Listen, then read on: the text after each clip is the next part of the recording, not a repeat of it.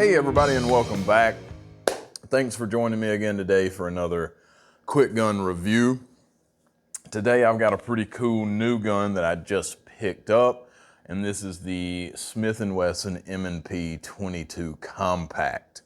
Now, you may be wondering, why do I have a light on this 22? But I'll talk about that in just a minute. So let's check out some footage from me cracking some rounds off of this thing today.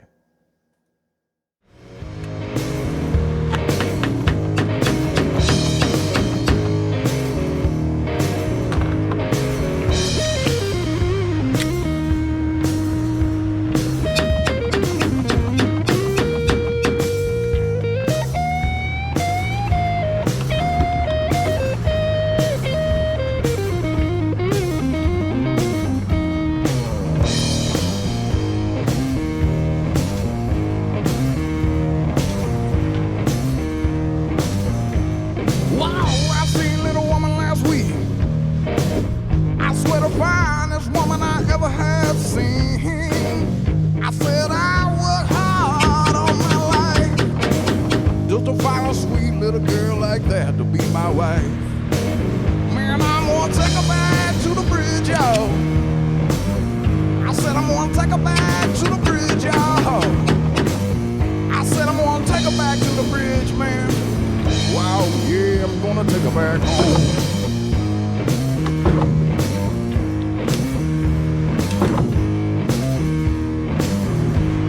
Wow, this girl's in Mississippi.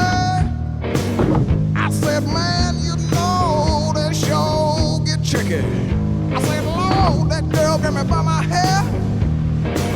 She said, Johnny, your eyes are cherry red. Baby, I done took them back to the bridge now. I told her I done took them back. So as you can see, this gun is a really cool, fun gun to shoot, and it's extremely accurate. I had a really good time with it today. First time I ever shot it is the footage that you just saw. It performed very, very well. I ran a wide variety of ammunition through this gun today.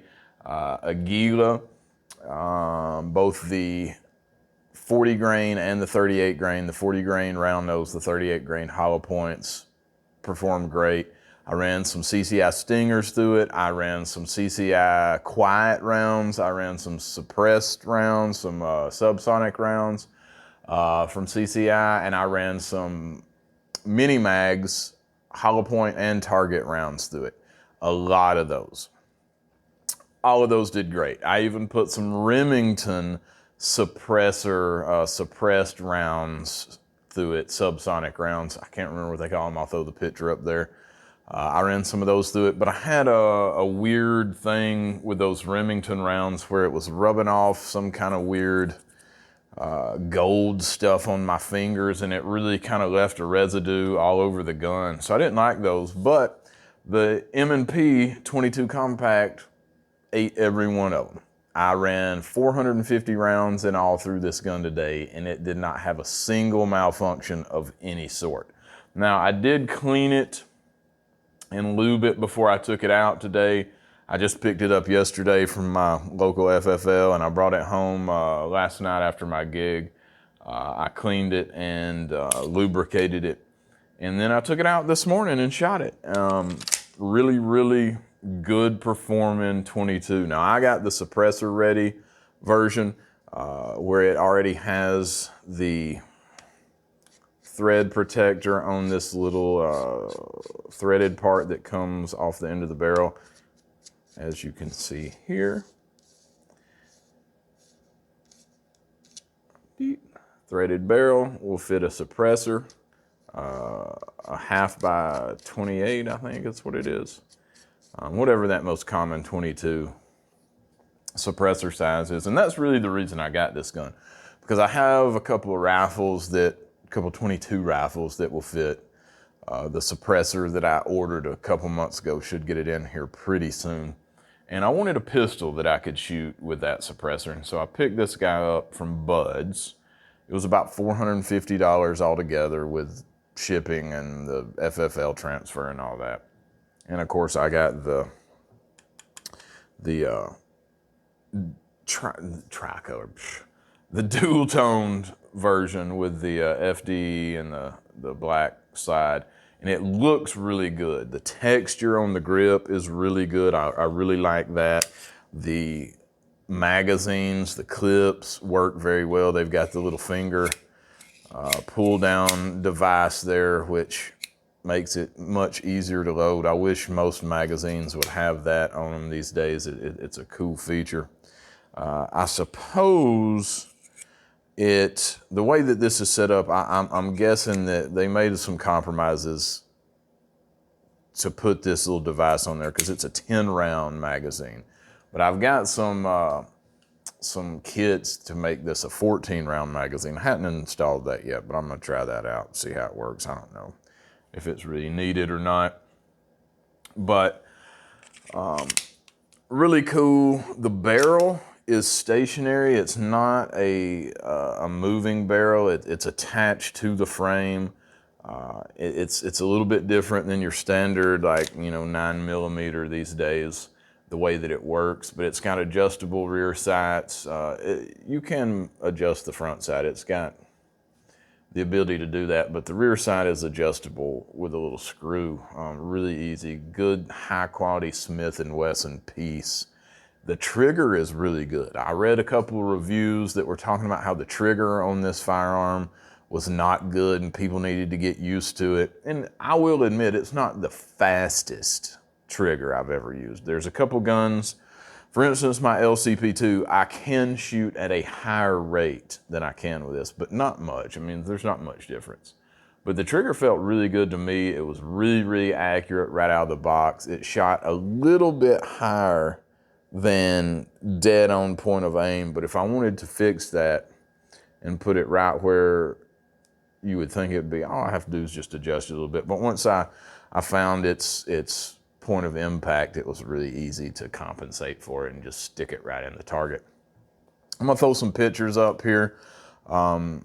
You'll see that I put many magazines full in a very small target area from all the way out to 25 yards with this thing.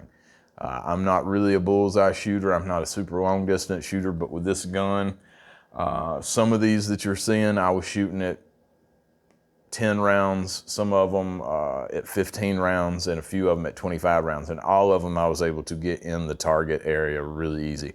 A lot of that you see in that picture was me shooting this thing as fast as I could possibly squeeze them off at 7 and 10 rounds. And I probably did, 3 magazines literally as fast as I could possibly pull the trigger.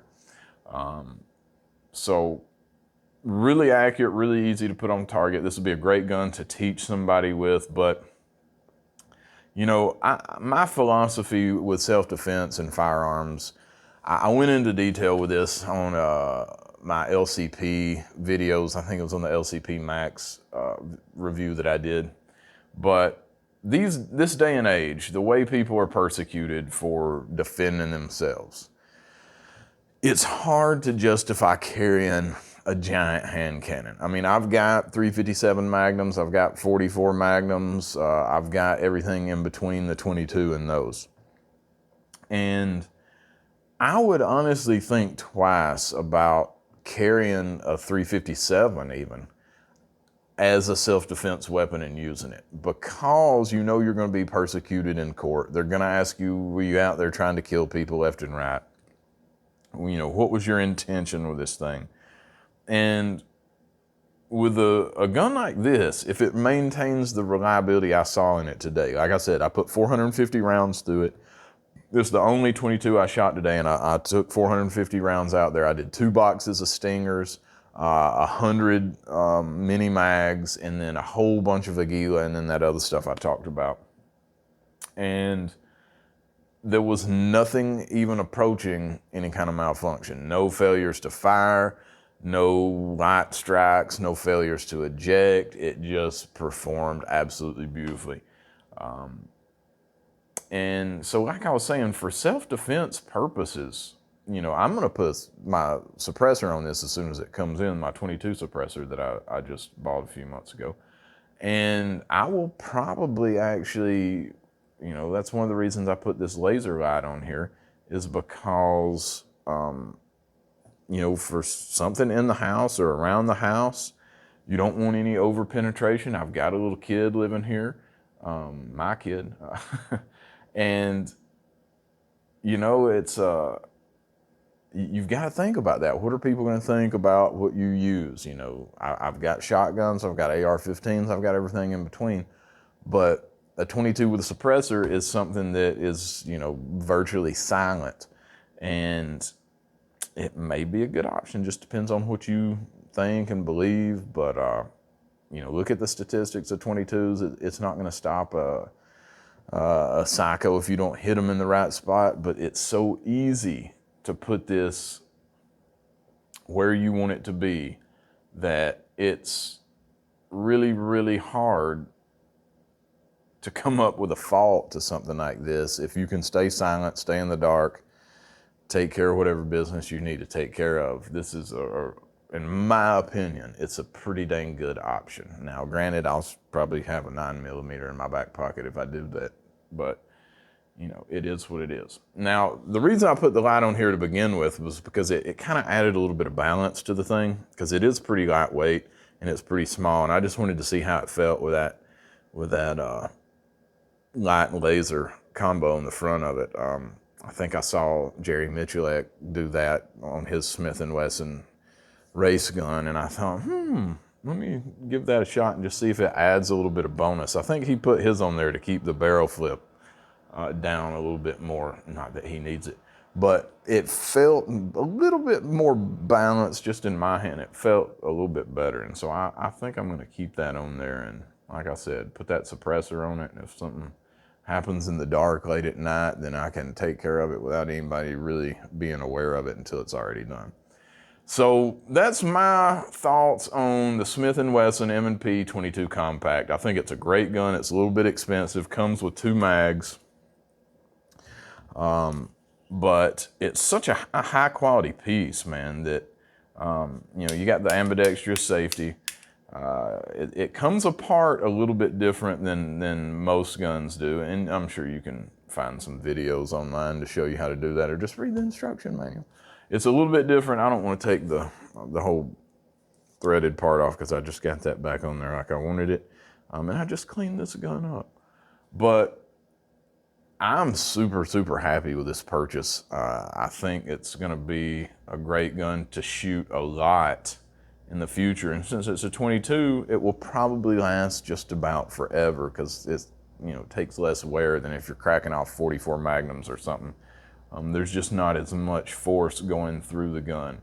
So if you're shopping around for 22s, you want something that's suppressor ready, this is a great option. I think the standard version is, I want to say $30 cheaper, maybe $35. It's right around $400. This one was right around $440, and then I had to pay, you know, a couple of fees.